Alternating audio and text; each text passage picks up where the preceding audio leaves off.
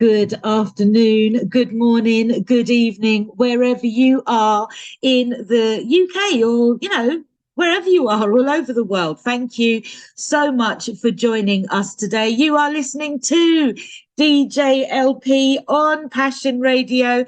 And as usual, I will say, yes, you know me as DJ LP, but on those mean streets, I am Laura D. Pusey. And on a Monday from 2 till 4, I talk about subjects that are close to my heart, namely those subjects being dying, death, and grief. Now, I know it's a bank holiday and you don't necessarily want to be having these conversations today when the sun is shining. But you know what? I have got such a beautiful show lined up for you today.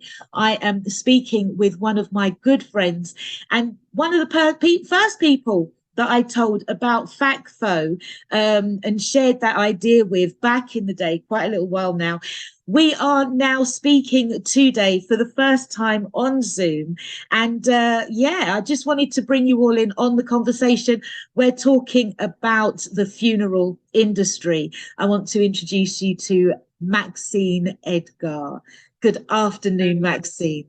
Hi, Laura. How are you? I'm fine, thank you. And yourself? Thank you. Thanks for inviting me on. You are welcome. Thank you for coming. It's a bank holiday weekend, so thank you for giving up this time for us today. So I've only got the grandchildren shouting in the back, so it's fine. Okay, all right then. That's my bank holiday. Oh, beautiful. Well, I've been doing this show now for about, I don't know, I think maybe 7 weeks.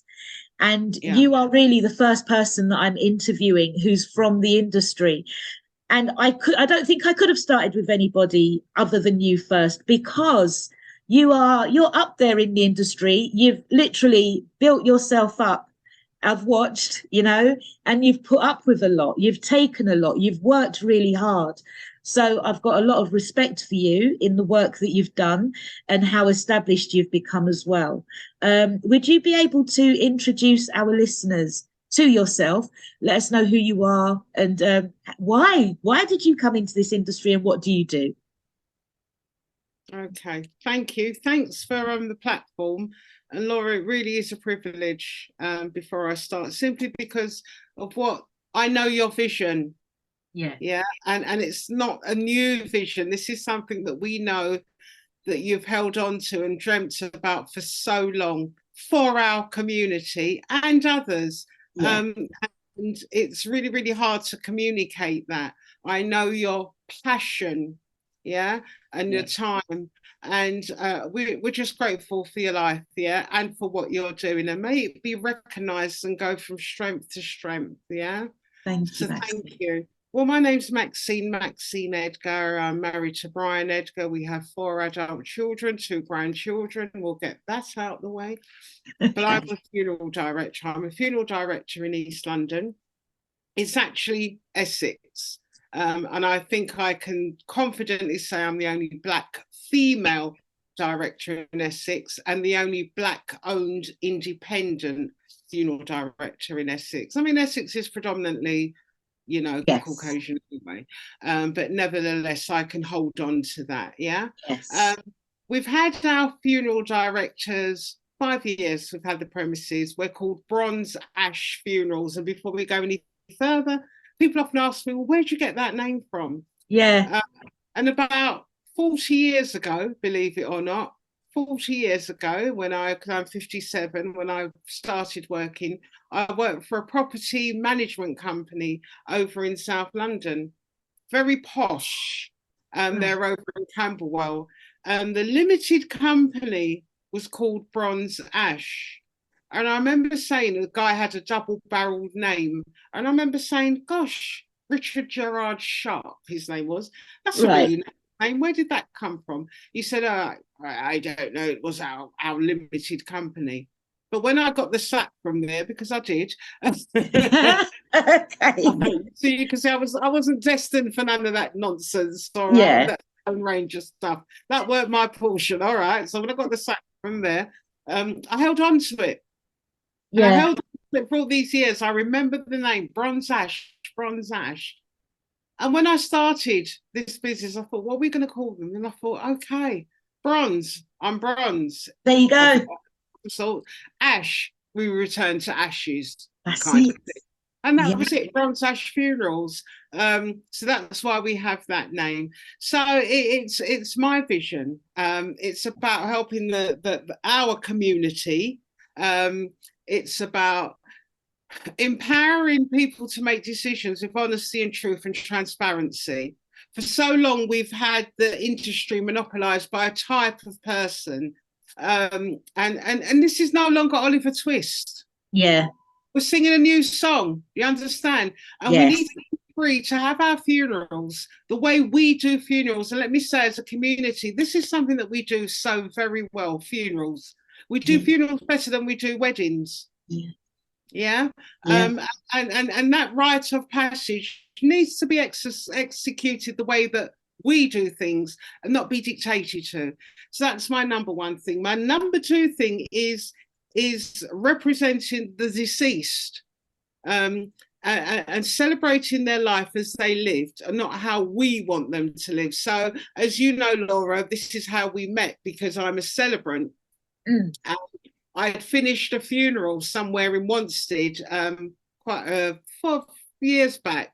And I happened to be speaking to someone who was in the area when I was getting into my car, who wasn't attending the funeral, black girl. And I mentioned that I was a celebrant. I think I had my notebook and I said, oh, my cousin Laura, she's a celebrant.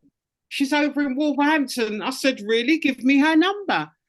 Because during that time, we were few and far between, even though we still are. We still are. And I thought, a black sister, let me phone her. And that's how we forged links. Do you remember? Yes, I do. When we think of the bigger picture, there are 7,000 funeral directors in the UK, 7,000. And of that, I don't think I can count 12 black ones. Yeah. Probably I push 15, but I don't think I can count 12 black ones. So that just shows, the representation. And quite often when our families, especially our parents' generation before us and those, they would just go to the funeral director up the road, whoever they were, and be told, this is what we're doing. We couldn't celebrate life the way that we wanted to, know? And as a celebrant, our role as a celebrant is to put together a service, a ceremony, which is the most important part, that represents the person who has died and not the person who is wearing the robe, not the church, not the facility, not the establishment. So that's the heartbeat, and I take quite a lot of funerals, less now that I'm a funeral director, but I always say to the families, make the ceremony great. Because that's what people leave with. They can go to a party and have a drink and have a patty and rice and chicken any time of the year. But make that ceremony special, because that's all you've got. Those are the memories, So that's my passion. My other passion is spreading awareness and sharing. On death. We as a community tend to look at what someone else has done before and say, oh, I want that, or I want better. People often come into me and they said, oh, yes, I want him embalmed. And I say, why do you want the person embalmed? Do you understand what embalming entails? Do you understand what embalming means? Do you understand that you can actually have someone embalmed? You don't have to have someone embalmed, and you can present them looking even better. So I raise awareness and not just take the money. I let people know that, you can have a casket, but you can have a wonderful coffin as well. There are companies now that paint coffins and put designs and pictures on coffins, so it's about spreading awareness. And to be honest, we serve all communities. We did a Buddhist one not too long ago, which was amazing. We learned from them. We do white funerals all the time, so we serve the community. But my passion, even when I was a celebrant, was the black funerals. And that was few and far between. I was pushed in to become the funeral director prematurely because of the racism and rejection that I received as a black celebrant, Laura. So that's me in a nutshell. Okay, you have said so much there, and all true. What's interesting about our role is that it's often two, threefold, but very educational. Do you find that people from our community are sort of really lacking awareness, really lacking behind? Yes, we are lacking because the reality is we tend to listen and not do research for ourselves. I don't know if our lives are different, that we don't have the time, or what I find it with our communities, everybody wants a savior. Right. We're still very slave-minded. Yeah, in that we are many a time looking from direction for someone. And my role, as you say, I mean, left, right, and centre. I play the barrister, I play the judge, I play the referee, I play the counsellor, the negotiator, mediator. Yeah, that's what I do in my office. That's what the funeral director bit comes right at the very end. And Yes. underneath that, if I'm lucky, I collect the money. What do you mean? What do you mean if you're lucky? Because that's the final, that seems to be like the very final thing that we think of and want to part with. So, the families, I'll phone them up and they'll ask 10,000 questions. I'll give you an example. As funeral directors, it has become obvious, especially during COVID, that many funeral firms were taking advantage of and ripping off individuals. Everybody knows that. It is a business, yeah? Yes. And so CMA brought us to order. Every funeral director must have a standardized price list. Right. All right. On their website, in their shop window. And this standardized price list breaks down what their services are. I, as a funeral director, I may say to you my fee, and I can quite openly say my fee for collecting the body, for storing the body for 3 weeks, for looking after the body, for dressing the body, for making the funeral arrangements, for having a funeral conductor on the day, for having bearers on the day, is 2150. That's my fee. Right. And I have to break that down and tell you what everything costs. So it may cost me £80 to collect the body in terms of manpower. You break it and it should come to that 2150. All right. Okay. Whereas what we have is we have a lot of funeral directors that will say, oh, our fees are £900, which is fine. But your bill doesn't, at the end of the day, that £900 seems to be more like £3,000. Why? Yes. You've said that my casket is, or my coffin, £600. And what they've done is they put an extra 1,500, which goes on to their fee, which no longer is £900, but 900 to 1,500 that they're getting for the casket, the markup that do you understand? So everybody has to show this is what you're paying. Yeah. So quite often I will say to people, right, we have to do that legally. Yeah. But to be honest, I can negotiate. It's my firm. I can charge what I want. And there are genuine cases out there. So quite often people speak to me, whereas before families will just go, we're going up to the co-op. All right. Now, we're becoming, since COVID, people are becoming more aware, a bit more funeral savvy. So they're now getting quotes from 3 or 4 funeral directors and we'll put them up against one another. And what wins the prize, if I can use that term, is relationship, knowledge, speaking to people, and trust. Okay. Right? Irrespective of your fees. And so you'll get about 20, 30 questions. Yeah. Before they say, okay, well, how much is this coffin? And how much is that coffin? And how much is that? After you've sent them all the info, you say to them, these are my charges. This is what you're going to pay. Look at this. And they'll come back to you with something off the standardized price list that you haven't mentioned, that you've told them is not in it. So how much does it cost for us to view the body? I said, there is no cost. But your standardized price list says, I said, I did tell you from day one, ignore that. Yes. I don't have to charge you. This is a standardized, legally, I have to show that. Yeah. But if you come to me, do not worry, I'm not going to charge you to view as charge across the road. They don't get it. They don't listen. And you can have Right. that conversation 3 times. Oh, so what about bringing them into my care? I've just told you, don't worry about that. This is my fee. This is what your flowers, your coffee, your order of service. This is what it's going to cost. So you have those conversations again and again and again. Okay. So you have all of that. I've had one of those for like 3 weeks at the moment. And the body hasn't been collected. And one of the things, because of who we are, I try to furnish people with education from the very first conversation. When did the person die? Yeah. What is your intention? Do you intend to have an open coffin? Because if you tend to have an open coffin, that person who has died from a terrible disease will Yeah. already be deteriorating. And Yes. what's going to happen is by the time you've done all of this, with all your questions backwards and forwards, and we get a date together from the coroner, all right, who's Yeah. probably done something to her to cause her to deteriorate even quicker, you're not going to be able to see her. Although I can't stop you, but I don't want the blame. Yes. You understand what I'm saying? They Yes. don't listen.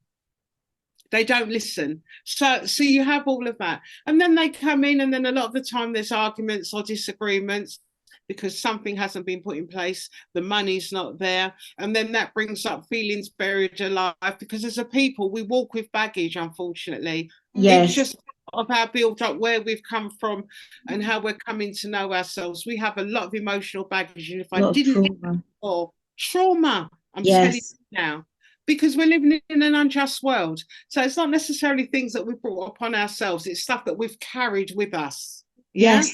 Yeah. And so I'm in the office there, and then we'll have, oh, this one did this in 1985, and my mum never did nothing, or mum knew I was being abused. And don't get me wrong, Laura, these things are not exclusive to us. This Yes. happens for, yeah, all communities. However, the difference is we manage our emotions differently. So whereas our white counterparts will be very stiff upper lipped, they'll deal with it. Their hearts will be breaking, yeah? They're fine. Yeah. They'll get to the wake, they'll have a drink, then they'll have a punch up. That's where it all comes out. But with us, we're not really trying to work. All right. We leave the house. Already we've got one brother who's already drunk when the coffin arrives at the house. By the time they're in the church, people are ready to jump up and start. Do you understand what I'm saying? That's the difference. We manage our emotions differently. Yes. We don't have those boundaries. And so quite often in my office, I'm saying, look, I'm like that. I'm like watching my back with a gun and swinging like Starsky and Hutch, because you don't know who's going to kick off. Right. So you're also like a conflict manager, and also, I don't know, some kind of counsellor as well. Well, For yeah, our families. automatically it's a funeral director. And if you look at the history of the funeral director, yeah, and we're looking about America now, early America, when black funeral directors had to come forward because our bodies were being rejected by the whites, weren't being looked after, yeah. When black funeral directors, they were the hub, they were the aunties, the uncles, they were the people that would say, yes, we will take this body on, you pay us back after, yeah. They'd come with the problems. The funeral director was the hub of the society, of the community. And even now, when you go to places like America, the funeral director is like the kings and the queens. They're like celebrity status, you know.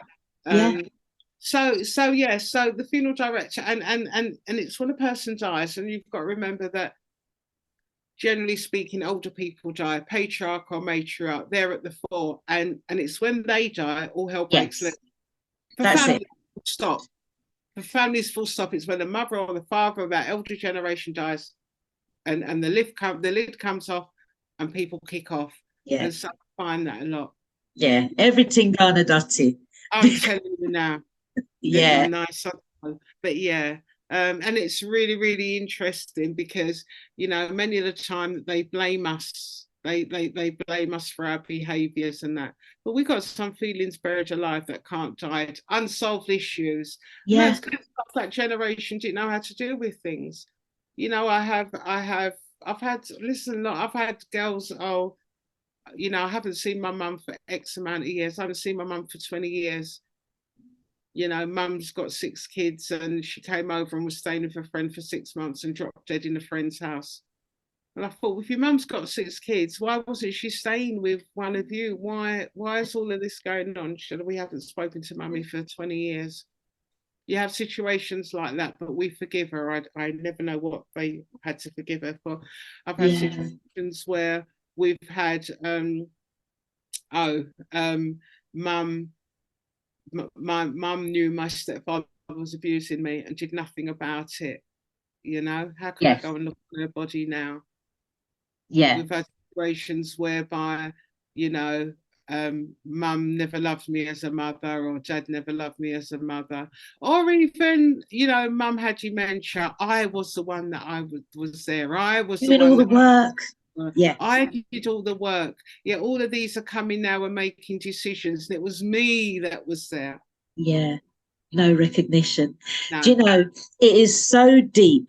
I really agree with the funeral director, really should be at the centre, I believe, of all of our communities, because it is such a key role. Yeah. You know, when it comes to stuff like abuse within our families, domestic violence, Yeah. you know, affairs, incest, there is so much of this going on.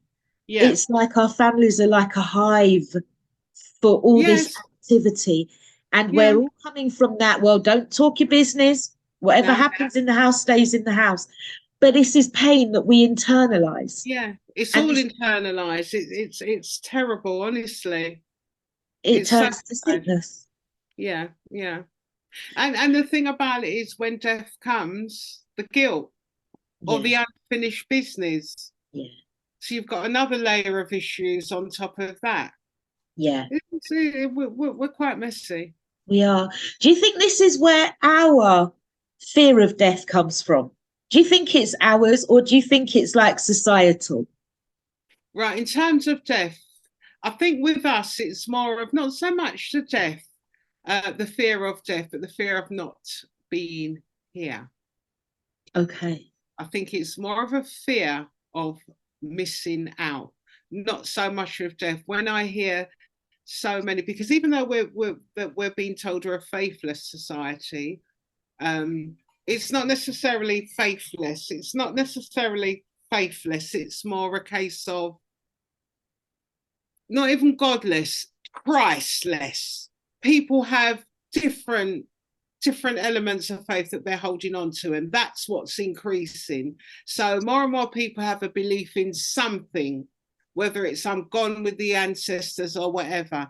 And what we tend to do as a people, because we're pretty resilient and tough, we find other avenues. So even though we have this thing of death where we don't want to talk about death, where we don't want to face death, in our hearts of hearts, we believe we're going somewhere. It's right. Of not being here, not being relevant, the fear of missing out.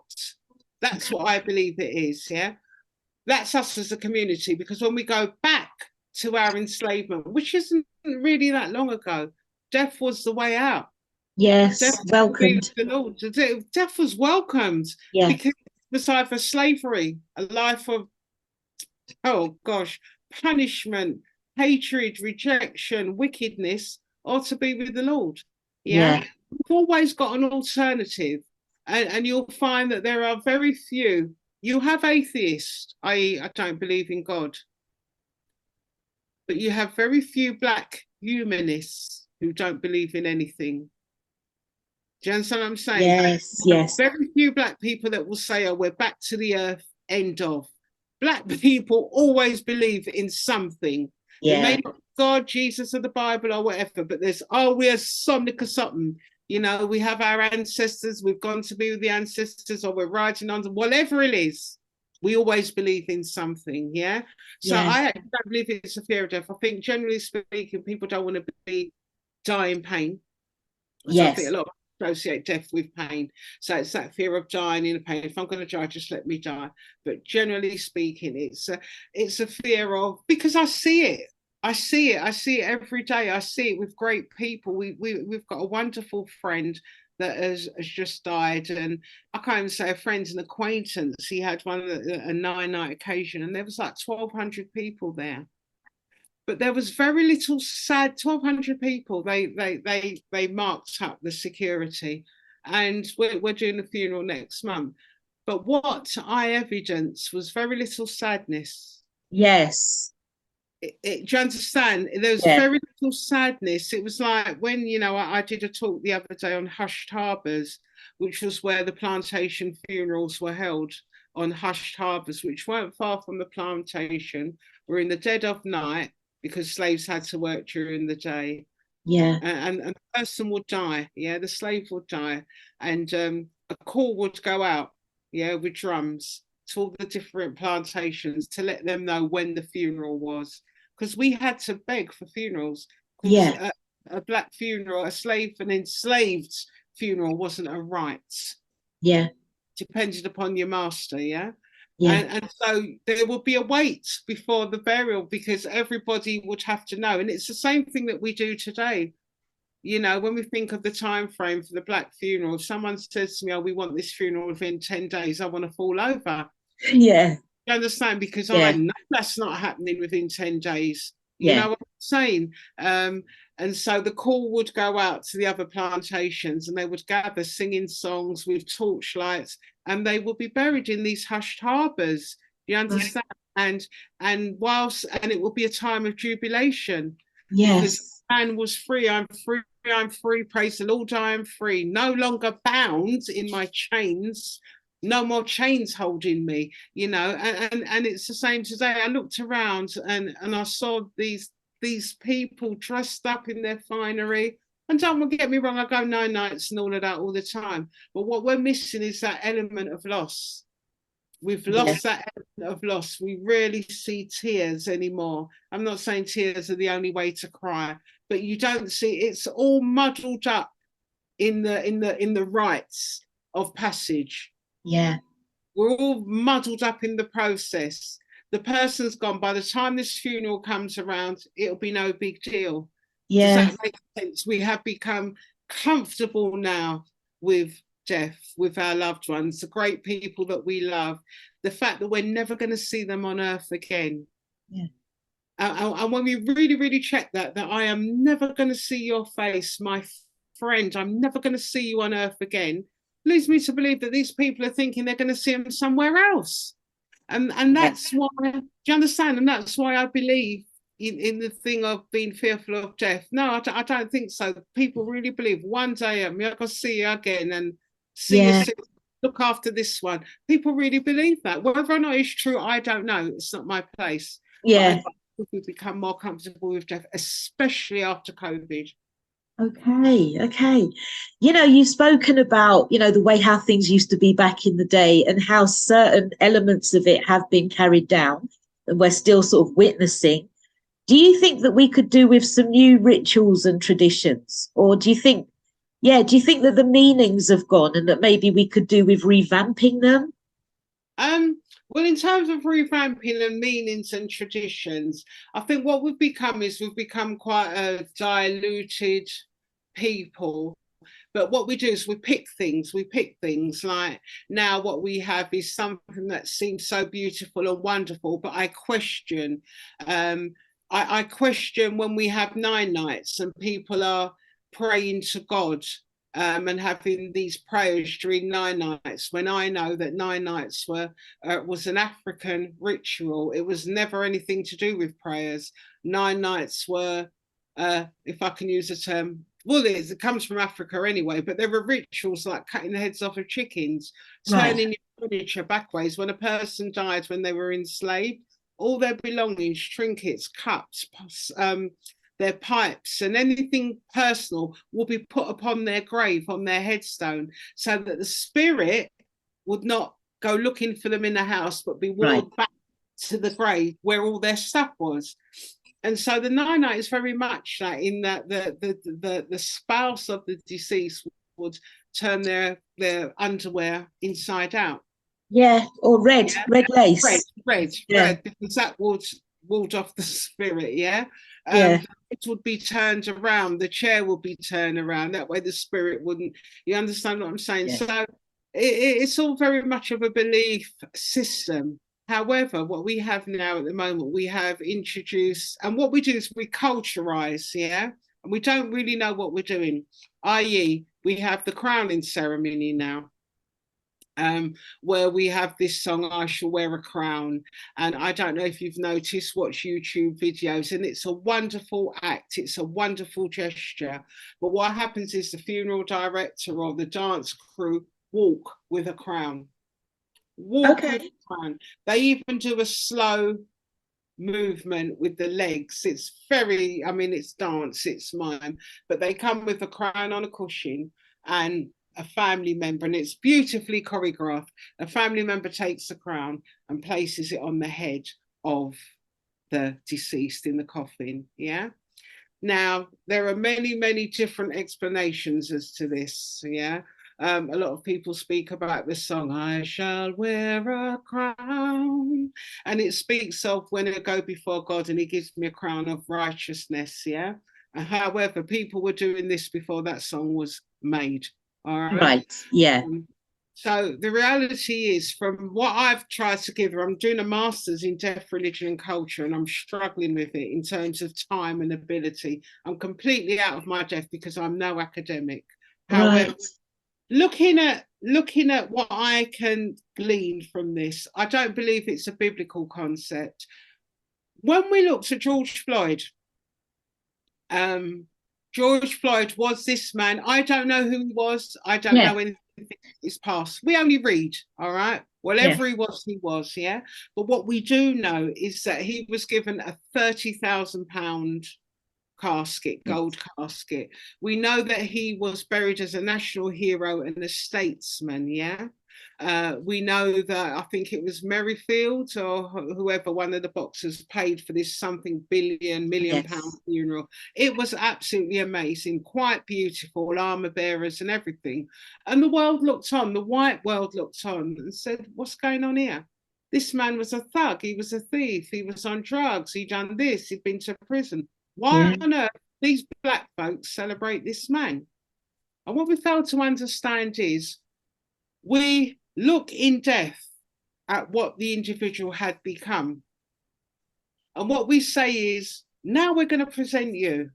Yeah. We're gonna get rid of this, dispel this thug culture, the myth of the black man, that thug. We're going to get rid of that. Yeah. We are going to place you in your space, yeah, as a king among kings, because of the system. Yeah, you made mistakes, yeah, life didn't go right, and yeah, probably you could have helped yourself, but because of the system you found yourself in a mess. But right now in your death you are a king, and that is why we were enslaved. We didn't have a choice about death. When we were enslaved, we didn't have the wonderful outfits. When we were enslaved, we were secondary. We didn't count. But in our death, when no man can touch us, we are presenting you as a king and a queen in your casket, in your royal robes, and you will wear a crown. And that is more the explanation for it, as opposed to the biblical explanation.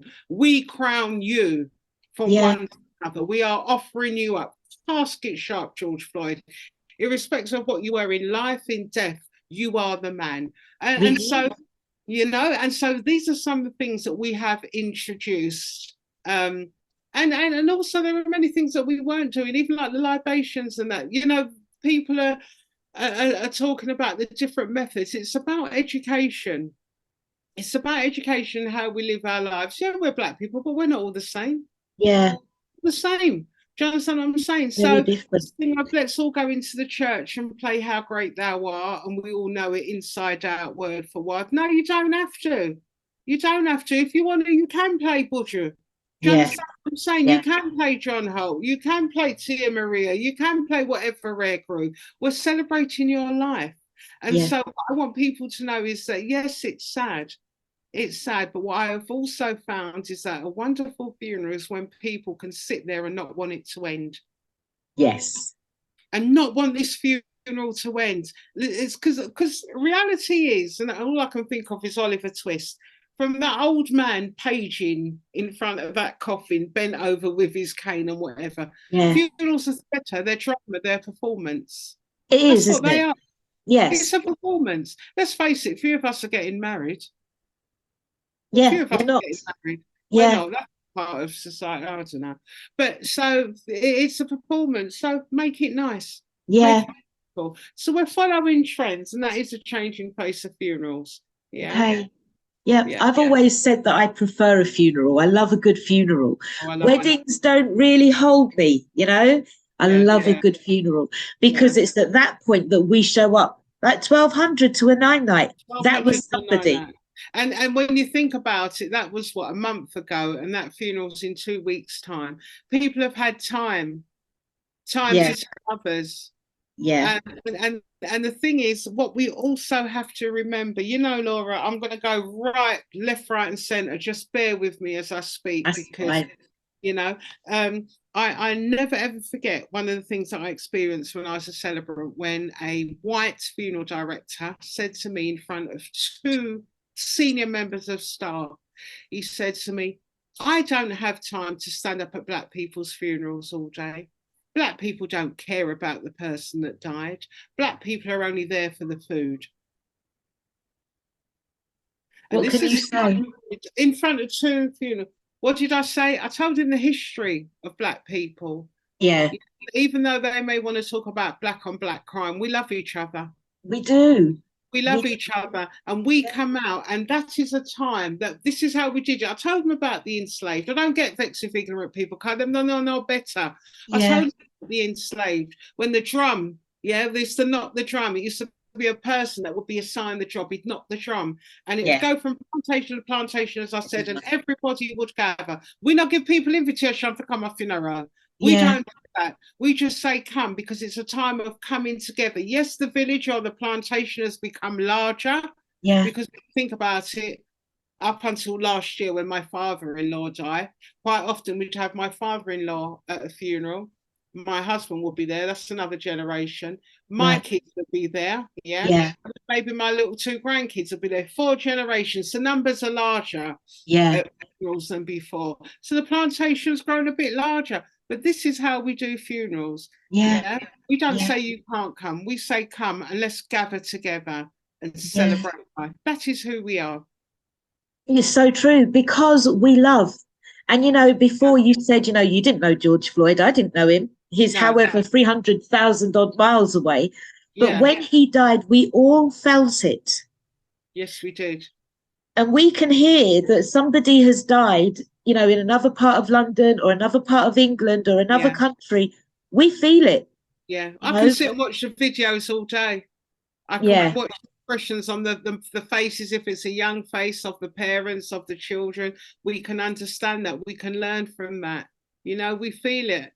We feel it. Yeah, it's deep. yeah, it is. And I think that's what makes us so beautiful. And Yes, I we are. think that it's that lack of knowledge. I mean, it's not for anybody from any other culture to carry us. We have to start carrying ourselves. We have to, Laura, and it grieves me. It grieves me. When people come to me and look, and I say this every day, I'm not anti-white. I No, have of some course not. great white associates. Yeah, I'm Yeah, pro-black. that's it. Pro-black. I used to, when I first started and I didn't have cars or anything, I used to use a wonderful firm in South London who do an excellent job. They're not funeral directors, but what they do have, they have facilities. So they have cars.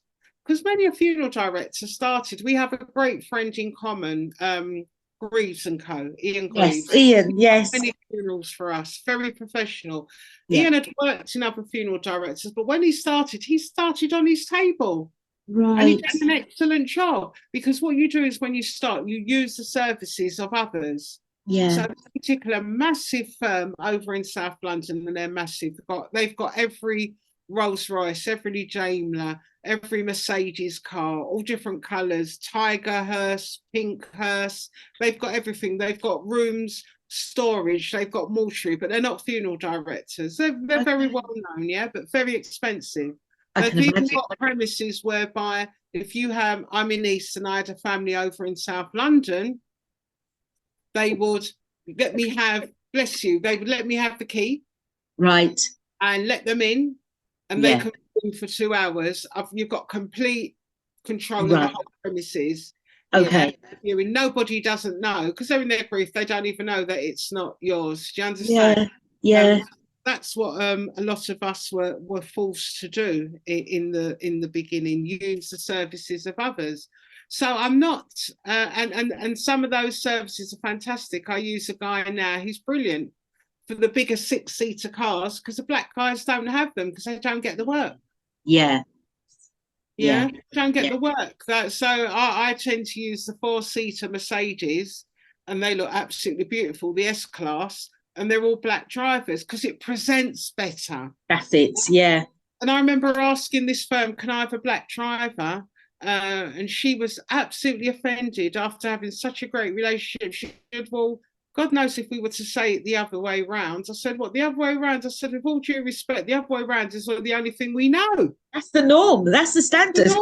The other way around, the white driver's the only way around. It's not even a phone call. It's automatically because it don't exist."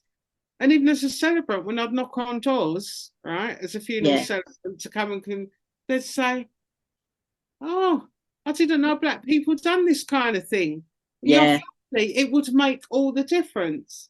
I was speaking at the British Institute of Funeral Directors on diversity and inclusion, and I was a couple of examples of how because our workers celebrants came from the funeral directors who were all white. Yes. Yeah, so they would only give us black funerals. Okay. Go on. Well, I want to talk to you about that more in the second hour. We're sort of at the top of this hour now. I know that you're doing a lot of work with the institutions, the social institutions like the BIE and the NAFD. And I think that what I wanted to just say with regards to, the whole celebrancy, being a funeral celebrant, we don't have many, just like we have, so little funeral directors. I'm doing a funeral in a few weeks in Nottinghamshire. Not one black celebrant at all. I've managed to find a black funeral director who works for a chain, but that's as far as it goes. Just sort of as we wrap up this hour, what would you say? I don't know what the question is. Why are we not in this business? Well, number one, spiritually, we're not into that. I mean, the amount of names that I get called in a comical sense, like the Death Whisperer, the Death Lady. Sister Maxine, I remember us going, "Sister Maxine, you touched them. Sister Maxine, you're not afraid." I remember my auntie died in January, and my cousins came to the shop. Yeah. And I've got quite a nice little shop at the front. It's very nice and comfortable. And they sat down. They said, "Oh, it's quite nice in here, isn't it?" I've made it comfortable. My cousin Eric said to me, "So you want to sit down in there?" I said, "Of course I do." I said, "Eric, I'm more scared of you than the 10 people we're on our back." You understand what I'm saying? But number one, it's a fear thing, because there is so much work for us to do, So number one, it's fear. Number two, it's a hostile environment. We're not welcome, Laura. We're not welcome. Cemetery staff are not nice to us. I had to fight. I wrote letters, the names that I was called, the looks that I was given, the unconscious bias, as we want to term it. When I had to start saying to them, "Well, have you got any black celebrants?" Never ever thought about that. We're secondary. So it's very, so who are you? Yeah. We had a situation on Friday where it was all a bit late, not our fault, and the coffin arrived without the nameplate on. But the nameplate arrived as the coffin arrived, but we had to pull it on in front of the creme attendant. Right. Okay. Now, I didn't introduce myself as a funeral director. I was the minister, the celebrant for the funeral. After it, he said, "Oh, someone's got to identify the body." Yes. Because that could be anyone in there.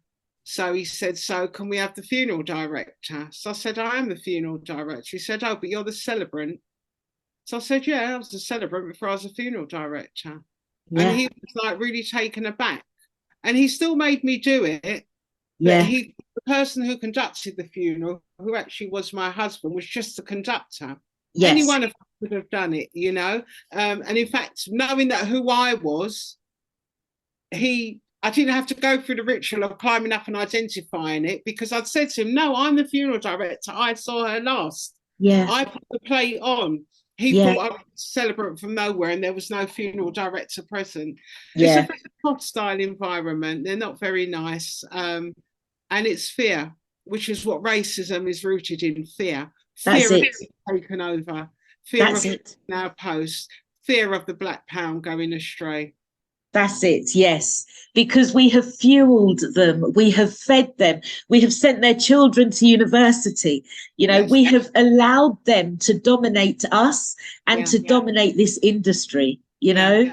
Yeah. It's Yeah, really, really sad, Laura, because even when when I first started as a celebrant, I was the only black person in the group of 12. And there was a couple of ladies. One was already a celebrant, but she wanted, when she did her training, she just wanted that to be credited yes, with the qualification. But she had work. When I tell you, from day one, she was on like 7, 8 funerals a week from day Ooh. one. And still. But really, what really got me is when they saw my plight, acknowledged my plight. We had a Facebook group, knew what was going on, and then she started doing the black funerals and started going to the, because of black people. I don't know, and it was like, gosh, we're really nothing here. Yeah, Recognizing before you refer me and say she's only getting 1 funeral a month, yeah, let's do the work. She started, it was never enough. It's not welcoming, So the more of us that are in there, the easier it will become for us to become yes, something. Yeah. yeah. I agree. All right. Well, let's end it there for this first hour. I'm going to come back after the break, and then I'm going to ask you some questions about racism and the actual sort of structure of the system and how we can work in it and out of it at the same time. So thank you. Okay. Yeah. I'm going to play us out this hour with Dennis Brown's Promised Land.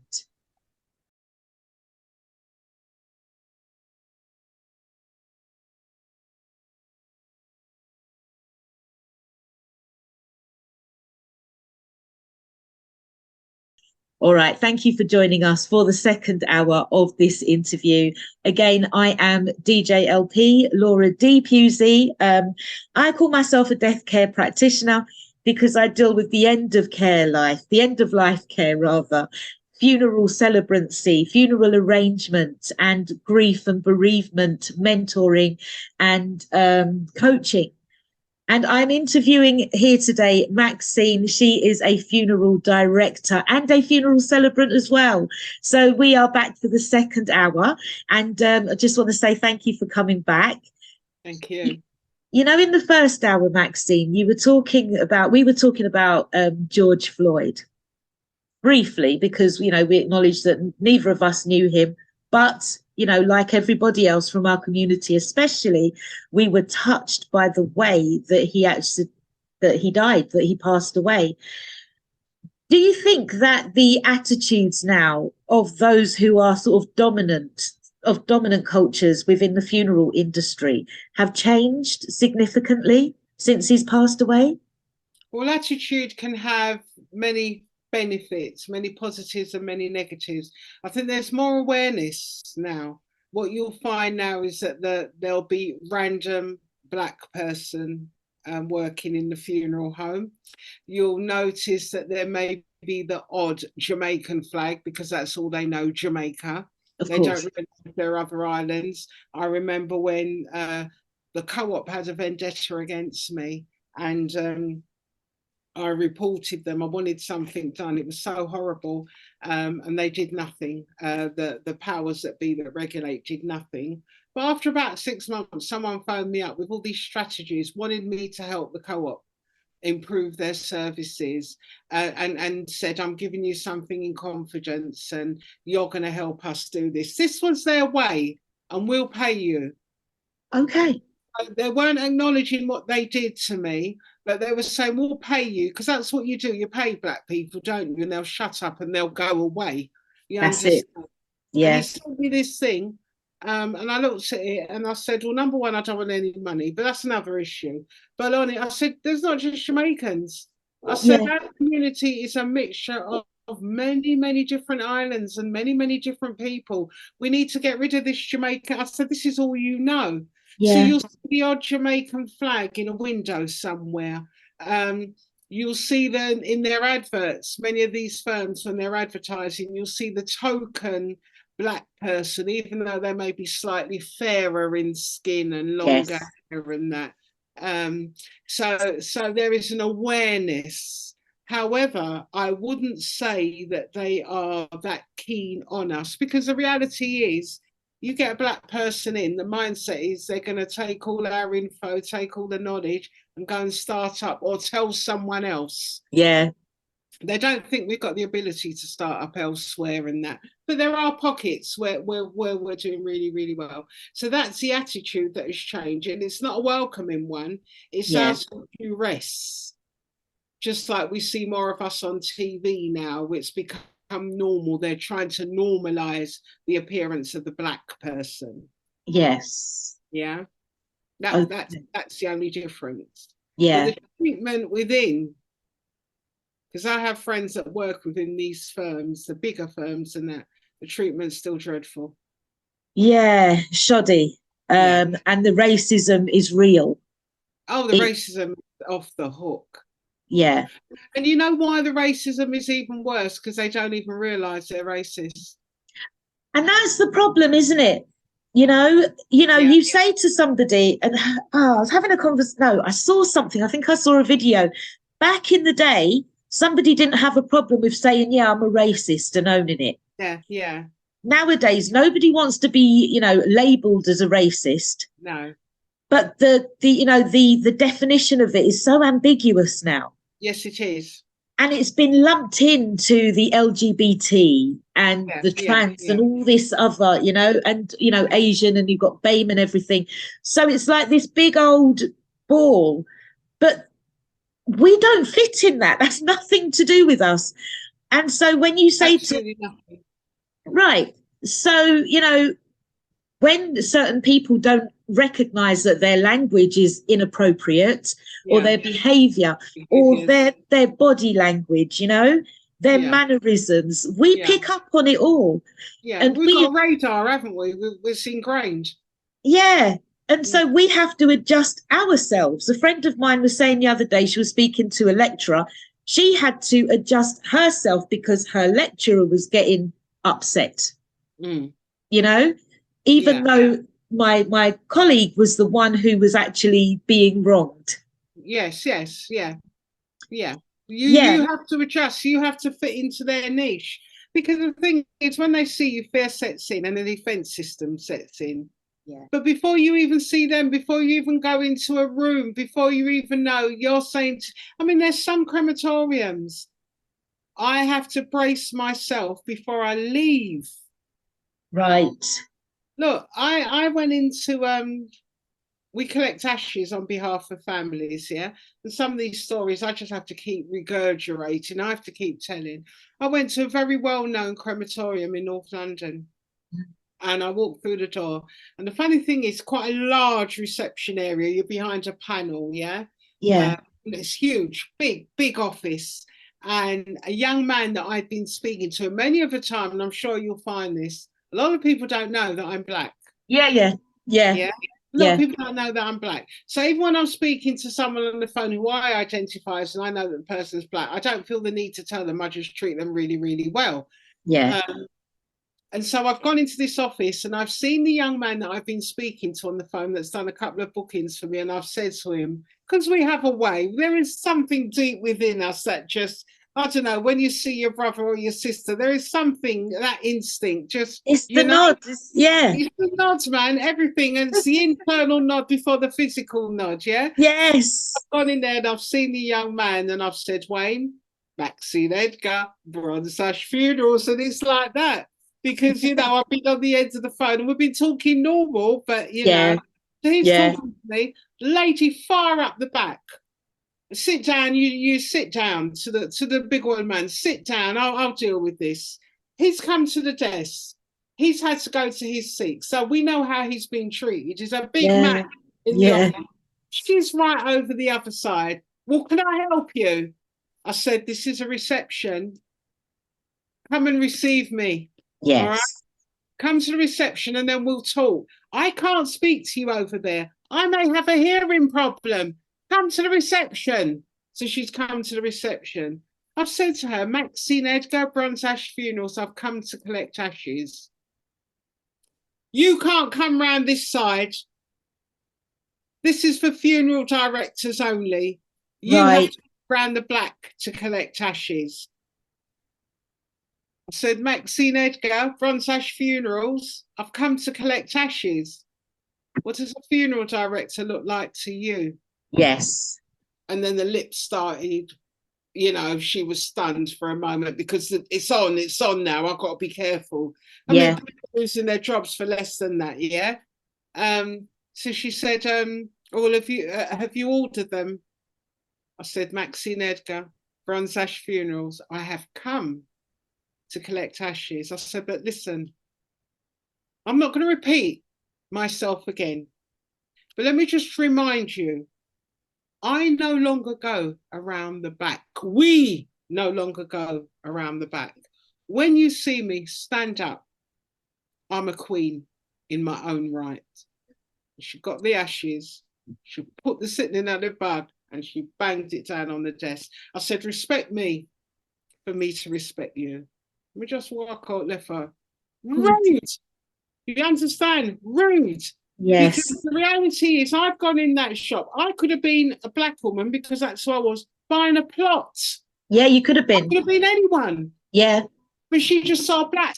Yes. She just saw a black woman. Treat me and how? How on earth can you tell someone to go and sit down? I didn't like the way she spoke to the young man anyway. Yeah.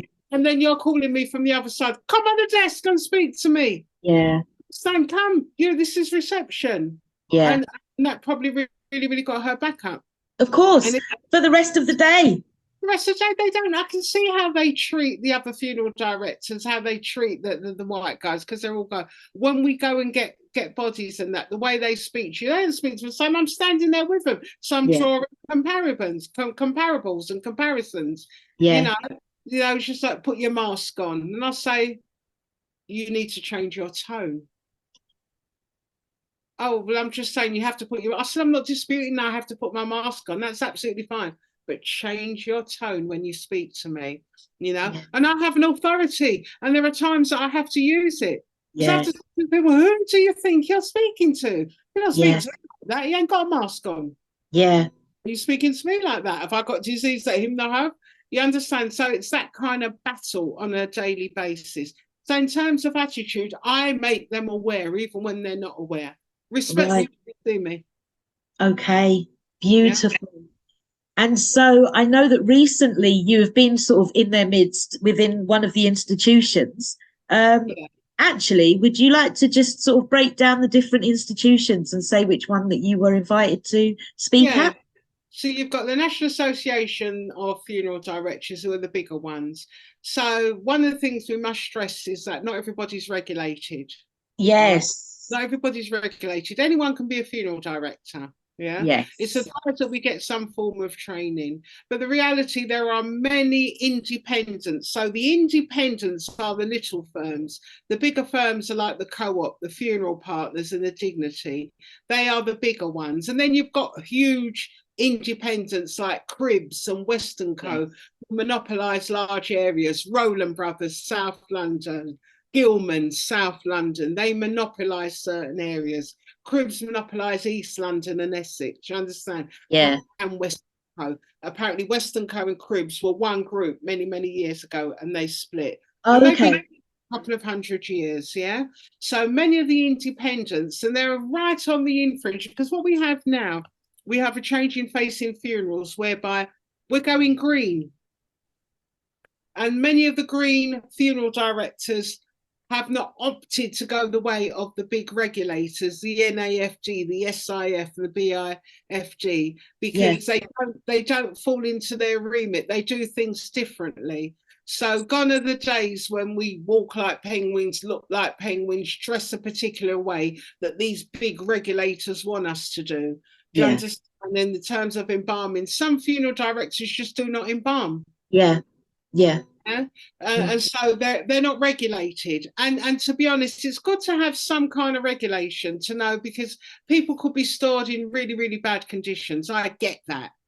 We've seen that many a time where people have got bodies, because you don't have to have a funeral director. You can do it all yourself. Yes. If you want to keep the body at home, you can do it all yourself. That's but the it. reality, yeah, you can. That's what they used to do. The women used to look after the body, lay it out on the bed, dress it, and the night before, the funeral director would come and take the body to the church, and then the body would be buried in the grounds of the church. Do you understand? It was no big thing like we're doing now.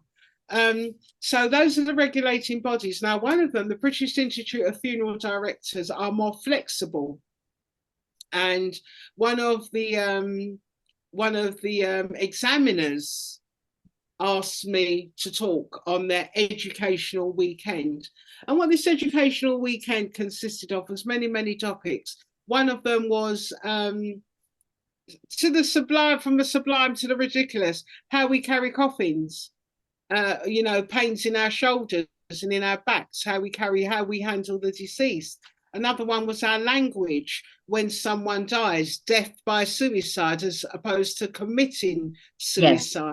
Yes. Another one was composts, how we've got a new way of funerals now whereby the body's actually going to be put in, they're opting body to be put in compost for 6 months in a liquid or of salts, natural. Yes. And then after a year, nothing left, no body. Just disintegrates. Disintegrated, yeah. So there were many of those talks. Social media, how you get your presence known, who do you appeal to, the different generations. Mine was on inclusion and diversity, and they had these wonderful presentations, really wonderful, with their PowerPoints and so forth. And I thought, you know what, I'm just going to talk. I'm the only, we use the term gay in the village when you're the only black person, Yeah. Little Britain, if any of you used to watch it. and I just spoke from my heart, and I had people in tears. Yeah. It's easily done, isn't it? When we open our mouths. Yeah, something about the way we speak. Yeah. Yeah, I think it's something about the way we speak. I mean, a lot of people said to me the content was absolutely amazing. However, your passion and the way in which you delivered it. And I said, and that's why I was a celebrant. And can you believe I didn't get any work? Yes. But when I shared with them some of the horrors and some of the stories, they were absolutely dumbfounded. And I said, but these are people like you. That's it. Because you're unconscious. If I said to you, how many black celebrants do you have?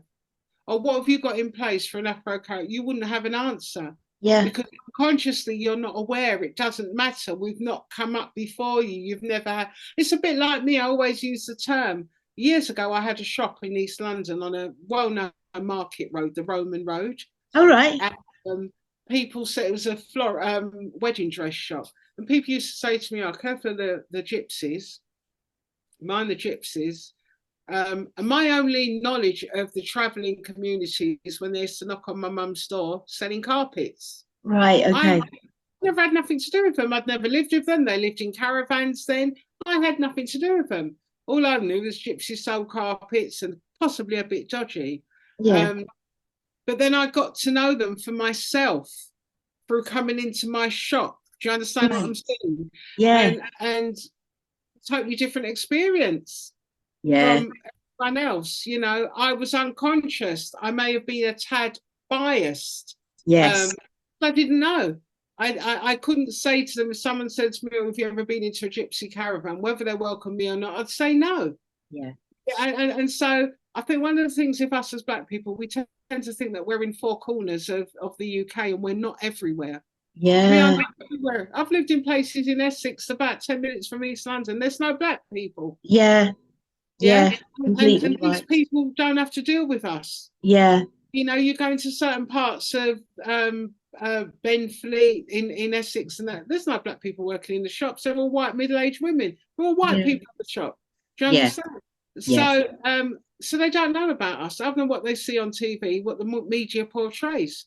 Yes. Which is a very scary picture, isn't it? Scary, hence the portrayal of Meghan Markle as this angry, horrible woman, who's always got something to complain about, who likes designer clothes and spends Do you understand what I'm saying? So, Yes. and it's a choice to believe.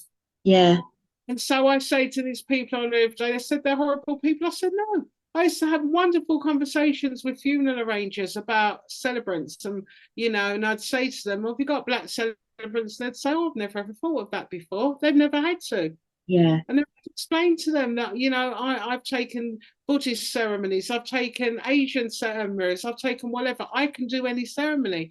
And at Yeah. the end of the conversation, they'd turn around to me and they would say, oh, wonderful speaking to you. You're such a breath of fresh air. If we get any black funerals in, we'll let you know. And I'd say, but I've just spent 45 minutes explaining I'm not waiting on a black funeral. That's it. That's it. But I'm a professional. I can do every type. I can do any funeral. Yeah. But in their mind, as I always say to everyone, a black celebrant means Rusty Lee, tambourine, speaking in tongues, and dancing up the aisle and making noise like Alison Hammond.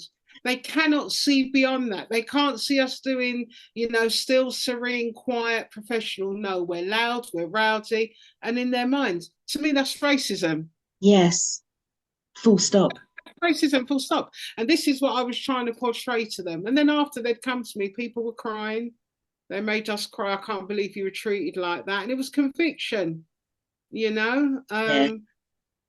So, but my thing is, with all of that said and done, every regulator should ensure, because I did a table of the funerals that I did for just one company, the co-op, and the work that I got from the white funeral arrangers were black. No white funeral arranger had ever given me a white funeral. A white funeral, right? Trusted in it. Wasn't trusted, yeah. But the black funeral arrangers, which became 2 in the end, had given me white funerals.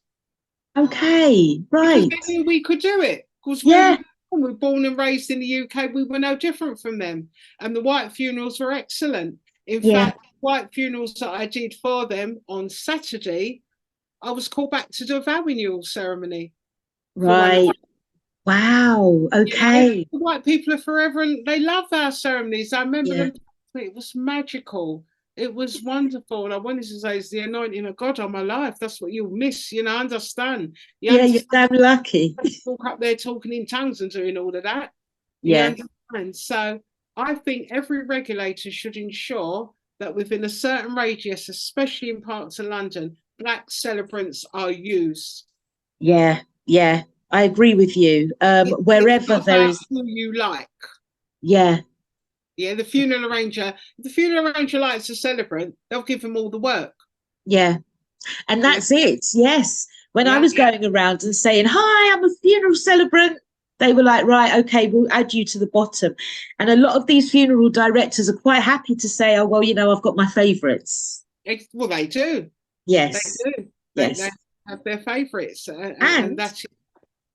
I'll even go as far as to say that a black funeral director once said that to me as well. Yeah, when I said, I'm here and I'm ready to work. Was their favourite a black or a white? Oh, it was a nice white lady.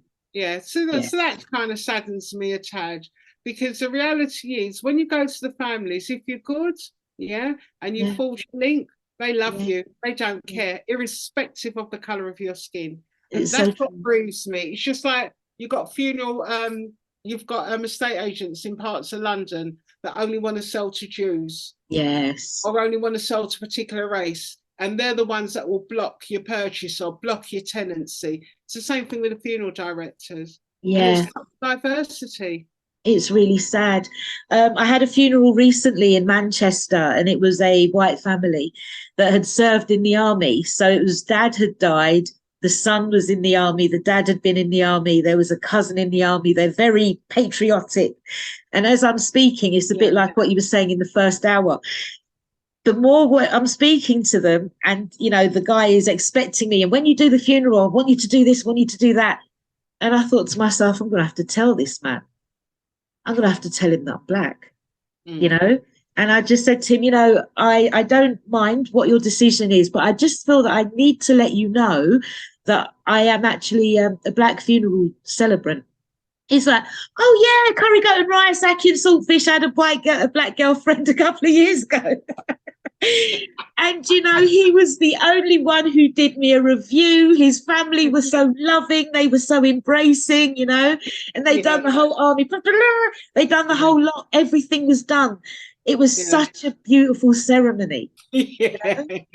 That's what I'm saying. They don't care. Don't get me wrong. If you give them a choice, they'll choose the white one. Yeah. Because they'll think, oh, maybe she can't do it. But when you present yourself to them when they have no choice, they're happy. They are. It's the whole thing about being a celebrant is the ability to get on with people, to like people, to forge links with people, to understand, to get into their heads. You can do the job. That's it. It's rapport. You build rapport. It is. Yeah. You know, we're able to do that with people from every background. Would you say that you've encountered any racism within people from your own community? Yeah. Okay. Can you give us some information? Yeah, quite often I've had two incidents. No, I think it's just one. Because to me, racism it's because of the colour of my skin, yeah? Yes. And people have gone elsewhere because they think such and such can do a better job and we can't. Right. That's ingrained into many and many of us. Oh, when you go there, they got the power to stop the roads. Yeah. And it's friends of a friend. So yeah, they can stop off all the traffic. I've seen how they do it. And when they walk with their top hats, the reality is they want that white guy walking in front of the coffin. They want that look. They don't want the black one. Yeah, the black one is going to be late, or the black one's not going to turn up on time. You hear all of these things all the time, you know, in our own. Is any of it down to like a white Jesus complex as well? No, it's down to ignorance and choice. Okay. And not loving one another and not trusting one another. We don't trust one another. Yeah. Yeah. And what I have found with our community, the more you give, the more you give, the less they see. I can't explain. My mother-in-law was Dominican, and she always used to say to me, Max, people don't see what you do, they see what you don't do. Yeah. And they'll let you know. They'll let you know it. I had one particular girl, and one of the things is with us as funeral directors, I've said in the beginning, especially as a woman, you go over and beyond. Yeah, you do. There's things that I do in my role that I shouldn't be doing. There's stuff that I shouldn't be entertaining. Yeah. I mean, I had a situation not too long ago where my every move was questioned. They were friends of a friend, and they phoned me up and they said, our auntie, my cousin's dad's died, he's been found dead, and they have no money. No money. I know there's always ways because I have charities and that, and it's my company. I can do what I want if I want to help people out. And fortunately, I knew the person who died. Okay. I knew the person that died. I didn't know his daughter. So I gave this girl a quote, and I said, see how they feel. So a couple of days later, the daughter phoned me up and said, oh, hello, you spoke to my cousin. My dad died. I said, yeah, I know your dad, whatever. Anyway, agreed to do this funeral. They had no money, yet she worked in compliance. She had a very good job. Right. So red flag. Yeah. And there were many issues. She questioned my every move. I had the father for nearly a month. He was found dead in his place, but also he deteriorated rapidly. He'd been an alcoholic, so his body wasn't good. So the coroner, he was in poor condition. And I knew that the way that he was positioned, we couldn't embalm him. And I told her that from day one. But number two, the way that we'd have to tie him up to present him on a bed, it would have been terrible for her. Yeah. So my thing was, wait till he's in his coffin and you can view him. We went over the top. I mean, in the end, it went from having no money to, well, we'll have a black coffin, and then we'll have writing on the side, and we'd like some horses. Okay. And then we want to go into a church. It just became quite an elaborate affair on having no money. Yes. Her mother phoning me up and asking me, oh, can when my parents died, the money was taken for the funeral director was taken off of their house. Can't we do that now? You know, just in the end. And you know what she did when I sent her the bill? Because it was, I just thought, let me just go with this and get this over and done with. I sent her the bill and she questioned it. She said it's gone over the 5,000 that we said. I said it's 5,100. Right. It's only because you asked for an engraving on the coffin. That's what your cost is. Do you know that she had another funeral director come and take the body from me 2 days before the funeral? 2 days before the funeral. 2 days before the funeral. So And there was over 350 text messages, WhatsApps. I put so much work into it, you know, the horses, and much of it is because I knew the gentleman, I knew the yeah, farmer. And she was getting like a 7,000, 7,500 pound funeral for £5,000. yes, yeah. He gave it to someone else and paid them more. I've spoken to you quite a few times, and you know the treatment that the experiences that you relay to me are often so sad. I think I was going to say ludicrous, like out of this world, but it comes down to them being really sad because I know that you do over and above. You do too much. Too much, because I've made it more of my passion than the Yeah, money. I think And that's the problem. line. You've got to find your place, because I care about the dead. I care Yeah, about how the dead are presented. I care about that wonderful ceremony from, you know, and even with the family, that when we're leaving in the morning and we're going to this funeral, I just want everything a particular way. I want to. I mean, there's some where I've just thought. I mean, there's a couple, and maybe I'm to blame because much of who we do funerals for, we know the people. yeah, We know them, and I mean know them, just like one step away from family. yeah, And we had one ceremony not too long ago where I just couldn't attend because they didn't pay. right. And I still let the funeral go ahead. And I'm Yeah, told on a daily basis, do not let a funeral go ahead without payment. without payment. Don't do it. You know, there were all Yeah, the and it was just some circumstances, but some of them, you know. And I just couldn't attend yeah, because this person had just done my head, and I just didn't go. I just said, "You's go," and I wasn't the minister, but right, that same person had to phone me up and salute me. I mean, they right. after, don't get me Yeah, wrong, but yeah, had to phone me up and salute me because the little touches that we done, the little touches that made it, the music on the hearse, on the horses, the little touches around the grave that we yeah, do, and things that they least expect yeah. made their day. Makes all the Made difference. all the difference. And she had to phone me and salute me. And I don't know how hard it was because I'd really had to go. Well, in fact, I'd refused to take her calls in the end. Right. And that Yeah. was a large funeral. But yeah. So Okay. it has become painful, but I've learned coping mechanisms even in the last couple of weeks. Yeah. Um, and the thing is, you know, the racism that I do encounter, they end up paying more. They end Right. up more. So I Yeah. just hope to get on with it. Do I Yeah. really, really need this? You know? Yeah. Yeah. Okay. All right. It's bad behavior at the end of the day. Yeah. And I would sort of consider myself a bit of an expert when it comes to grief. Yeah. And I would say that at that time, it's bad behavior. It's Oh, it's not not grief. grief. No, it's not Yeah. grief. No, it's Yeah. not grief. Grief, and I know the way we deal with grief, we deal with grief differently. Yeah. Yes. I think much of our grief is delayed.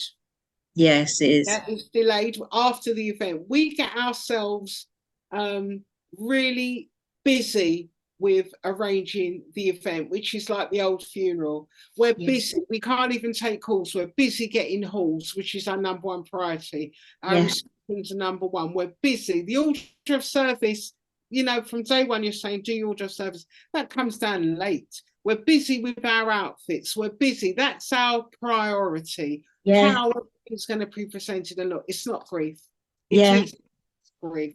It's just like what you've said about the role of the funeral director, you know, it being a performance. It's a performance for us as well, isn't it? Yes, It's it a is. huge performance. And Yeah. we know that being Black people, everything is going to be scrutinized. Did you Oh see my. swearing? Did you see Yeah. the coughing? Yeah. That was a bit of a cheap coffin, wasn't it? Yeah. Oh, No? yeah. Did you see the pitney shoes? Yes. Oh, The yeah. littlest thing. We're not going to miss a trick. Yeah. Oh, they don't. They don't. They come back and tell you. Yeah. Yeah. You come back and So, tell you. You've got to get your team a particular way. You'll yeah, say, please, please, please, do this, don't do this, don't do that. yeah, Keeping. One of the elements for me is when renowned for being late. yeah. Never be late. Right. Even if never be late. So I'd rather arrive early and wait in the cemetery and put an Yeah, extra hour and a half from the church to the cemetery than to squeeze it all in. yeah, yeah. And not only that, they fine us. They They do. fine us when we're late. They fine the black firms. I remember Ian Greaves, when we did my uncle's funeral years ago, Ian said, come on, you've got to wrap up the service. They fine the black funeral directors. They don't fine the white ones. Yeah, yeah. That's it. Yeah. Because they rub their hands when they see us coming, and as far as they're concerned, we have no respect for time. No. So they hate our funerals, but they love the money that they get from them. Oh, you know. yes. Yeah. Which Yeah. is why I say, if they don't respect us, then why are we giving them our bodies in the first place? No. It makes no sense to me. Absolutely none. Absolutely none. And Yeah. and I can tell you, I know that people that work inside the funeral homes, and you'd be surprised that even some of the black ones that work in there, especially male, especially if they work, not the independents, but if they work for like the co-ops or the Western Coast, even they're conditioned. Right. Yeah.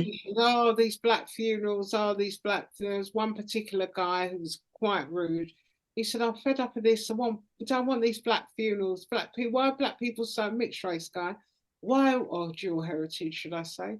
Why are they taking so long? Why are they doing all this? It's that kind of psyche, because the reality is they want in and out. Yes, yes. They want cremations. I love a cremation. I can leave my shop at 8 o'clock in the morning, go to South London and come back 6:30, 7 at day. Been out all day. All right. Yeah. Sometimes our funerals are, if we go to Croydon or somewhere, or I can leave my shop at 1 o'clock and be back by 2:30 and earn money. Yeah. So I could do that twice, maybe 3 times in a day with a cremation if I wanted. Yes. So we love cremations, they're quick. But there's nothing that compares to that wonderful ceremony, be it a church or a civil. I've arranged to have a ceremony on the 5th of June in a hotel. Oh, wow. Okay. Yeah, they didn't want a church. I said, hold on, let me talk to my people. So we're actually going to set it up theatre style in a hotel. We're going to have the ceremony. Then we're going to go to the church. Then we're going to go to the cemetery. Then we're going to come back. And if they're going to have their reception in the same place. Same place. Yeah. And so this is the way that funerals are going, like conferencing. And, they've got 2.5 hours there. We'll drive with the horses and then it'll be wonderful. And I think that's what people really need to know. We really need to know that what we want, we can have it. We can have, But we have to prepare for it in advance and be vocal with what we want as well. Exactly. Because you see now with the funeral directors, 85%, as you know, of funerals are cremations. Yeah. Cremations. So when you've got 2 things and it's the same money, you're going to want to do the quicker. So they're geared towards cremations. They don't really want us on the funerals. They don't want to be out on funerals. But we need to be vocal. And so whereas the funeral director will only deal with the body, they're not interested in your venue. They're not interested in taking your loved one into a church. You tell us all of that, but they're not going to arrange that. The only thing they'll arrange is a celebrant for you. Yes. But that's this funeral director, I'll phone around hotels. I forge links with people. We'll get your caterers in. I'll do all of those, all the little touches that make it different. Yeah. Brilliant. And that is the difference about you. It is the fact that you're doing the funeral plus you're doing the flowers, you're doing the catering, you're getting the hall, you're sourcing the flags and all the extra little bits that people would have to do. Because if there's one thing that you don't really need when you've lost your loved one, is to be thinking about flowers and the order of service and this, that and the other. Exactly. Yeah. And also the way in which we know they would want, like I would know how, like sometimes they come in and they said, oh, well, what should we dress mum in? Well, I'll say, well, mum's such and such an age. This is what they would have buried them in at that time. They like to dress them in white. They like to wrap up their heads. You know, Yes. none of this arms out a door and all of that. None of this flesh. There is a way that we dress our deceased. Yes. There's a way that we look after the body. There is a way that we present one another. You Yeah. know, there's a smell that we put in the coffin that will remind you of the whatever it was that your mum wore in 1972 that will bring back those memories when you view her for the Yes. last time.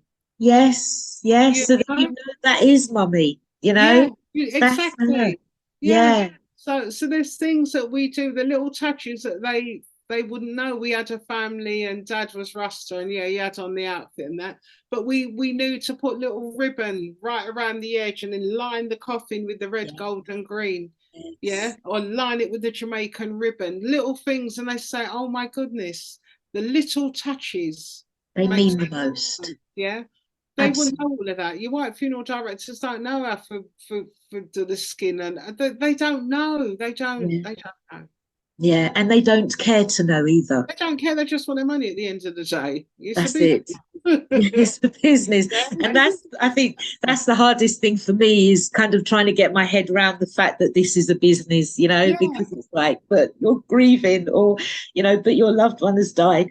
So we're coming up to the top of the hour. I want to just ask you how you deal with grief. Um.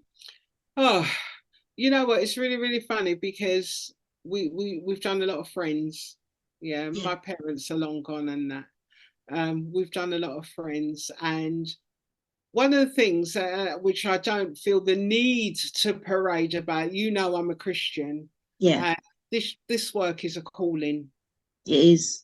I'm not saying everyone dies and goes to heaven. I'm not saying that, yeah. Yeah. And every man's entitled to their own belief system, but it's a calling on my life. And I've just come to realize that God has given me some type of grace. I don't know how to be able to deal with this because listen, I've seen rolling on the floor, I've seen screaming, I don't know. And people say, how do you stand up and do this? And I say, I don't know. It's got to be the grace of God. Yeah. It's got to be the grace of God because I've had some experiences and I just think, would I be able to do this if I wasn't doing this job? Or is it because I can do this that I'm doing this job? Right. Because I go to my bed and I sit up at night and I think, how on earth did I get through that sadness? Babies, children, suicides, quick deaths, Yeah. round tables where you got children, 3 or 4 children under the age of, let's say, 14. Mum's Yeah. just shot dead, no Yeah. dad. Yeah.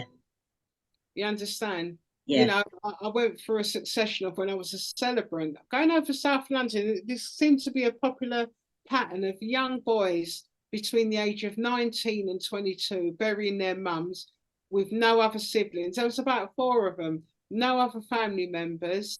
Young boys, mums had died of cancer or diseases that they didn't know, mums in their 50s, and just going home alone at night. Oh my gosh. There was one particular boy, I'll never forget, in East London, his mum died of the same. It was just him and his mum. He was a bit older, they lived together. And I maintained a relationship with him for the first year, every Yeah. month, to check in on him. How Yeah. you doing, what you doing? And after the first, and then I left him. Yeah. Because I know that with grief, the thing about grief is, having looked at grief, it's actually not normal to demonstrate a period of grief in terms of with your head down, crying, bowled over for long periods of time. It becomes depression. Yeah. Yeah, because we're not geared to cry for long periods. And Yeah. when I say cry, I mean you have your grief, your coping mechanism with your loss and your shock and your emotion. But that kind of insular, kind of overwhelming, then that's why when we have tears 1 minute and then you have the dance floor, someone spinning on their head the next minute. You're in Yeah. and out, but it's not long term. Anything long term becomes depression. Yeah. Yeah. And So you find coping mechanisms wherever you are to deal with grief. yeah. I've not had any real personal grief in the last few years. I've had a couple of Okay. aunties that I've buried this year, and Right. but when they do come in, I feel it. Yeah, you do. You And do. if I need to cry, they'll cry with them, and I'll tell them, listen, this part I'm rubbish at, but I'm standing with you. You Yeah, understand? Sometimes the tears fall, sometimes they don't. But every single case, I sit there and I wonder, they're going to go home, they're never going to see that person again, and their hearts are broken. that's it. That's it. And when it comes to grief, our grief, which is different, society isn't geared up to handle our grief. No. Get back to work. Oh, they've been gone a month. Are you still crying? Yeah, they What's your don't problem? understand it. Yeah, I know, and that's something that I think needs to be recognised, Laura, because it's not. I don't think people can really understand, and I'm not saying that we are different, but the walk of the black person is totally different from that of it's very insular, it's very heavy, it's a total different, when a grandparent dies or when a mother, it's complete. I'm not saying that the white mother wasn't as good as a black mother, I'm not No. saying, but Yeah. our method of dealing with grief is totally different. I never forget years ago when I was a young girl, I had a friend who was half Japanese, half white, Carol, only child, and she'd been quite successful. She made shoes for Next when Next first came out. Yeah. Her and her partner, they used to design shoes. And she was in Australia. Her mother was Japanese and her mother died. And she was an only child. In them days, the worst thing that could happen was for a mother to die. Yeah. My mum was still alive. I thought, how can your mum die? I mean, I had such a brilliant mother. And I never forget saying to her, Carol, you was in Australia. How did you do the flight? Because I'd have put myself under a tap, I'd have drowned myself, I'd have done. I couldn't have been able to do that flight. And she said, "Oh, I just kept my composure. I was just able to keep my composure." And I just thought, keep your composure, different. Yes. Yes. Keep your composure for who? For who? That's it. Yeah. Stand for who you might have taken, Yeah. And I'll never ever forget that. We grieve differently. We do. Yeah. I've had people call up and say, I don't understand why I'm crying. I don't understand why I feel like this, And I've said, well, you were married for 50, 60 odd years. Yes. Yeah. Surely. Yeah. I can tell you what. And then that becomes a conversation. And I can imagine you pulling out things that they're jumped over, parked up, or put to bed that would never have a question. And so we need to talk. And then when they start dealing with all these things and unpacking, they realise, actually, this is how you grieve. That's it. This is how you grieve. Do you know what I mean? People need to learn to look at death, really look at death objectively. Yeah. It's a huge topic. Huge. It is. And I think it's a beautiful topic. I really do see the beauty in death, and I see the gift that death is. Yes. Yeah. And it is a gift. I write poems sometimes, not as often now. The circle of life. That's it. The circle of life. And quite often I think it's something that should be taught in schools. Yeah. Something, and it'll make us more. We need to normalize, even though death is normal. We haven't normalized it. COVID opened up our eyes. Yeah. COVID opened up our eyes to death, sudden death. Yeah. Many, but we need to get speaking, and we need to be going into schools, because a lot of people, their first experience of death, especially my white friends, is a grandparent. Yeah. So by the time my white friend, her grandmother had died, she was a big old woman working, whereas I've been to about 900 funerals. By then. Yes. Along with my mum. Yeah. So every minute, and like, is this your first funeral you've ever been to? Yeah. Really We are introduced to it so young, and we grow up in it. Death is a big part of our lives. Yeah, it's a process. It is. Can we, just to wrap up now, conclude, because I want you to get back to your grandchildren, can you please let us know, how do we find you? How do we contact you? And, how do we support you? What's the best way that we can actually support you in the work that you do? And Well, in terms of supporting in the work that we do, I want to hold more seminars, yeah, in person, yeah, talking about death. I want to, a team of us just to go into establishments, to workplaces. yeah, Everybody needs to learn about death. If anyone's got any ideas, elderly care homes, not for the bodies, but just for the extended families, just so that we can talk about death. One of our biggest problems is that our first generation, what would be your grandparents, they don't talk. no, They don't talk, and they leave a mess behind. We had this thing of, oh, when we're dead, make them do what they want to, yeah. just throw me in a box or whatever, whatever. Bury me in the No, garden. That's what my dad yeah, said. it's not as easy as that. No, That's what I'm saying. And, yeah, and we're left to fight. yes, Yeah, we're left to fight out. Put things in place. More and more of us are embarking upon leaving because it's expensive to die. it Your is. average grave is like £5,000 just for the grave. Yeah, Yeah. yeah, Then you've got your solicitor's fees and your this and your that. You're looking like £10,000, and that's not even a reception. yeah, Put something in place. Don't have the latte. Do a little insurance. Tell them, do I want a cremation? Do I want a burial? Do I want my body to be left to science? yeah, What kind of coffin do I want? What songs? Make it easier. Let's talk about death. yeah. And not hide sickness neither. Too many of us are hiding sickness. Yes, yes, yes. And not speaking up until it's too No, late. too late. Yeah, And even that is the pain, there's a lot of pain. There's a lot of pain. I could do a day seminar on pain and death and the Black community. And I'm sure you could do half of that with me, yeah, Um, quite easily. Just roll off we could travel the country in a coach doing a campaign like the Conservative Party, trust me. yeah, Make, death awareness. And also, and it has to be said, don't get sucked in by the white funeral directors. They have no love for us. that's it. That's basically it in a End nutshell. of, yeah. Yeah, yeah. They don't like us. They don't care. It's I don't it's care. business, And it's in They don't high. have us. It's when you talked about, they said, oh, but when we did Garpada, he done such a good job. He's getting paid to do a good job so that you tell all your friends and they come back. That's it. There's a wonderful video on YouTube, How to Sell to the Negro. Oh, I've not seen that yet. Okay. Please have a look. It's old. Yeah. Right. Yeah. Rings true until today. How to sell. They're in our minds. And this is what we fail to understand. It's not that they liked us. It's a business concept. They sit in classes and they learn how to sell to us, how to make money out of us. Yeah. And how to upsell. How to upsell. The Asians have done it with our hair. Do you understand what I'm saying? And even with the nails and that.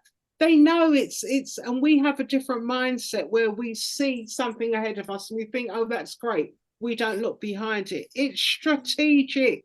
Yes, they've done a good job because they want you to tell your whole church. Yes, that's it. People come back and use them again. Yeah. Be foolish here. Yeah. Yeah, we have this thing called loyalty. Well, he buried my mum, he buried my gran, he buried my auntie, uncle, this, that, and the other, and sister Patsy, and all the rest of it. Yeah, it has to stop. Yeah, it has to stop because he is probably dead and gone, and it's his grandson who don't give two hoots about you. It's just the same name at the top. That's it. Yeah. We did got on Alfred English. You ain't Alfred English. Do you understand? In God. Alfred God. Just be aware. Yeah, and so the flip side is that we need more people within this industry. We need more people that look like us who are doing this work. And it's not easy work. This is heavy work, but it's rewarding. This is generational wealth that we're handing down. Generational wealth. We need our own graveyards. Yes. Our own cemeteries, so that no one can tell us to move on, so that no one can tell us that we can't dig the hole or charge us extra for digging the hole. So that no one can tell us we can't have caskets and we can't play our music and that we can put up a gazebo and sit under it, that we can't eat. This is what we need. We need to come together, purchase land and have our own, Yeah. And we're late. We are late. And I just wonder, will we ever get there? Will I see it? I doubt it. You will. You will. I would love to see it. Make sure you do. You have to. I'd love to see. I'd love to see if all the funeral directors across the country, or in London, or in one area, could put together and buy land. Yeah. We just bury our dead there at sensible prices. You know what Yeah. I mean? And do Yeah. things. Just come together. At a central location, and it would Yes. just be the first, Yeah. Of and, many. yeah, of Yeah. many, Yeah. we if we had a central location and then we just worked out, Yeah. and I know that there's a lot of, well, I want to go to the cemetery, this one, they're close and everything, but how Yeah. often do we actually go to the Well, cemetery? that's one of the things that I say to them quite often. Or I say to them, all right, I'm being diplomatic here. You live there and you want to take the person there. Let me just tell you what happens is, number one, you don't own the grave, you lease it. 100 years. Yeah. If you're lucky, City of London 25, they start, or 30 or 50. All right. That's number one. Number two, you're tied to it. You're tied to the grave. So wherever you live, Yeah. you've got to think about, oh, the grave is over there. What if I want to move to the other side of the world? Mm. If you've Yeah. got ashes, you can take them with you. Yeah. Do you understand? The upkeep of the grave, because no one's going to be looking after that grave when you're gone. Is that how you want your deceased? Do you understand? So these are the things that I say to them. Long ago, we'd have said, oh, you can't cremate, you can't do this. Yeah.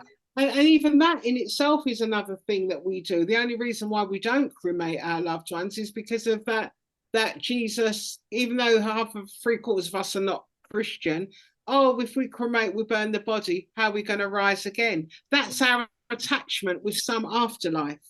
Right. Okay. We don't really believe in it. Oh no, we're not into the God thing, but at the same time, you don't want to cremate. That's it. Because for so many of us, our foundation is in Yes. Christianity. So we want to err on the side of safety, just in case. Exactly. That's what it is. That's why I say there's no black humanists. Yeah. There might be, but there are few. Yeah. Yeah. Everybody believes something. So that's why we can't cremate. We can't cremate. So there you go.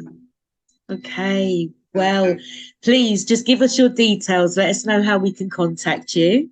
All right. So we're BronzeAsh Funerals. If you find us on www.bronzeashfunerals.co.uk, we're online. We're on 0203 457 2064 or 077 892 18680. But everything is on bronzeashfunerals.co.uk. Perfect. Okay. And what I'll do is I'll make sure that there is a little plaque on the video that brings that information up as well. Yeah. So thank you so much. It's been amazing speaking with you today. Thank you. First time, this has been a long time coming, hasn't it? Yeah. But I really hope that we can actually sit down and do a part 2 and a part 10. Yeah. And just collaborate in what you do as well, Yeah. Because it's really important, because FACFO is about raising awareness, enhancing our community. Yeah. More and more people coming on board, because FACFO should be the black version of the NAFD. That is what we're hoping for. That's the intention. That's the intention of the rules and regulations that apply to us. That's it. Not to them. Govern ourselves, because we don't have to ask for permission. No. Just as you were saying, somebody can become a funeral director. It's unregulated. We can do, and we don't need to ask anyone for permission to conduct our services our way. Yeah. Absolutely. Brilliant. Okay. All right.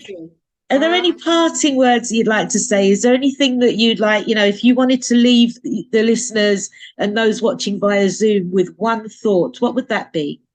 Organise yourself, my community. Organise yourself.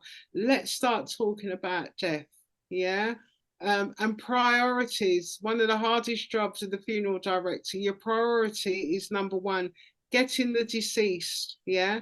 But your date of your funeral is your priority, not your venue for the reception. Okay. And it sounds really, really silly, yeah? But I'm over City of London. That's our busiest one in East London. And it's really difficult to get a date. And when people keep changing dates because the venue's not available or the venue won't hold people, and your deceased is sat there for Yes, 5 deteriorate. weeks, deteriorating, you know? And then Yeah, when the time comes, oh, they look different. yeah, Nothing must look different if you've been asked waiting on such and such to get visa and you're waiting on such as they're dead. This is what happens. I did yeah, tell you, priorities, yeah. yeah. Yeah. Okay, brilliant. Well, thank you so much for this interview. I look forward to speaking to you again. I know that this interview is going to help a lot of people to really think about what they're doing and, you know, what they are going through with this process. And all being well, have them look in our direction so that we're keeping our pounds circulating Within within. our community, yeah, Yeah. we need to, one of the things I know we're ending, one of the things that COVID demonstrated, yeah, was the lack of the black pound because the Yeah, restaurants were closed, the hair shops were closed, yeah. We yeah, are the people, we just consume. yeah, that's it. We consume. Our money was missing in the takeaways and in the restaurants, in the hair shops, in the nail shops. Do you Mm. understand? Our money was missing, and many refunds were given in the funeral homes where we'd, Yes. So we need to look at the value of ourselves. Our power. We Yeah, have got exactly. so much power, so much spending power. We can really change the system, so many different systems, you We could know? be self-sufficient. We could just sit. We could be set apart. You Yeah, know, and I say it every day. But will we listen? Let's see. we'll see. We'll see. I say we have everybody we need within our community Yes, we do. to come away and start our own. You Yeah, know, yeah, a lot of people sort of shake their head over segregation, and I think that was when we were at our strongest. You know, and yeah, I would yeah. love to see it replicated over here. As you said, we don't hate white people, but we do love ourselves. We love ourselves, and you've just touched on, and these are the kind of things that happens when you're ending one of these programs because these things come up and you want to clock off. But I did a talk the other day for the University of Westminster about the rituals and so forth, and someone piped up, "Oh, do we have to talk about slavery? Why is everything associated to slavery?" Listen, my Bible tells me, "In all things give thanks." Slavery was an absolutely dreadful time. I'm not negating that. Stewardship came out of slavery. Entrepreneurs came out of slavery. Self-sufficiency came out of slavery. Business came out of slavery. Ambition came out of Yeah, slavery. We were able to pull together and make things happen. Yeah. yeah. The Jim Crow laws just mucked us up. We have it, Laura. We can do it. Okay. Beautiful. On that note, I will say thank you so much. I look forward to speaking to you again. And Thank yeah, you. enjoy the rest of your day. Brilliant. Thank you so much. It's just been a privilege. Wonderful. And continue the same way, Laura. Yeah. Will do. Okay. Meet Catch up again. soon. All right, love. Bye. Bye.